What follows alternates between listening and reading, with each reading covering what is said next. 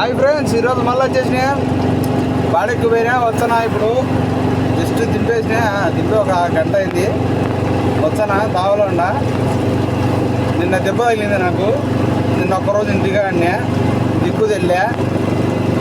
కానీ నాకు నిన్న అర్థమైంది ఏంటంటే, దెబ్బ తగిలినా, జ్వరం వచ్చినా, ఏమి కాళ్ళు చేతులు ఇరిగినా, మన పని మనం చేసుకోవాల్సిందే. ఇప్పుడు కాలుకి దెబ్బ ఉంది, కుట్లు పడినాయి, 6 కుట్లు పడినాయి. కనొచ్చందా? 6 కుట్లు పడినాయి కాలుకి, వేళ్ళకు. ఇప్పుడు ఒక పక్క నొప్పి వచ్చింది, సరసరాటన్నాయి కుట్లు, నొప్పి వచ్చింది. మధ్యాహ్నం ఇంకా అన్నం తినలే, ట్యాబ్లెట్లు వేసుకోలే. నాకు అర్థమైంది ఏంటంటే, మనకి ఎంత నొప్పిన్నా మన పని మనం చేసుకోవాల్సిందే, తప్పదు. ఎవడు వచ్చి చేయడు, చేసినారు. కానీ నాకు ఏంటంటే, నాకు తెలిసిన వాళ్ళు వచ్చినారు, చూసినారు, ఫోన్లో మాట్లాడినారు, అడిగారు. కానీ ఎండ్ ఆఫ్ ద డే మన పని మనం చేసుకోవాల్సిందే.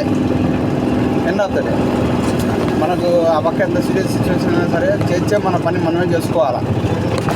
ఎవడు వచ్చి చేయడు, అందరు వచ్చి పలకరించిపోయే వాళ్ళే. కానీ ఆ పలకరింపులో ప్రేమ ఉంటుంది, నేను లేదని చెప్పను. కానీ ఎండ్ ఆఫ్ ద డే మన పని మనం చేసుకోవాల్సిందే. ఎంత నొప్పిని ఉండి మన పని మనం చేసుకోవాల్సిందే. ఇప్పుడు లక్కిరెడ్డిపల్లికి వచ్చిన బాడెక్కి అంత నొప్పి పెట్టుకోని కాలికి, ఈ అదుర్లలో ఇంకా చర ఉంటుంది నాకు. కానీ వచ్చినాయి, ఎందుకంటే నా పని నేను చేసుకోవాలి, ఎవరు చేయడు కాబట్టి. ఎందుకు చెప్తానంటే, కొంతమంది ఫీల్ అవుతుంటారు, అబ్బా నాకే జరగాలి. కానీ ఆ నొప్పి పక్కన దిగి మన పని మనం చేసుకుంటే కిక్కే వేరే అది. ఇప్పుడు నాకు అంత నచ్చని ఒక సెల్ఫ్ సాటిస్ఫాక్షన్ ఉంది నాకు. ఏంటంటే, నా పని నేను చేసుకుంటున్నా. ఎంత దెబ్బ తగినా నా పని నేను చేసుకుంటున్నా. నిన్న ఏంటంటే, నిన్న ఎక్కువ నొప్పిని రాలేమైనా కానీ ఈ బుద్ధి మటుకు నా పని నేను చేసుకుంటున్నా.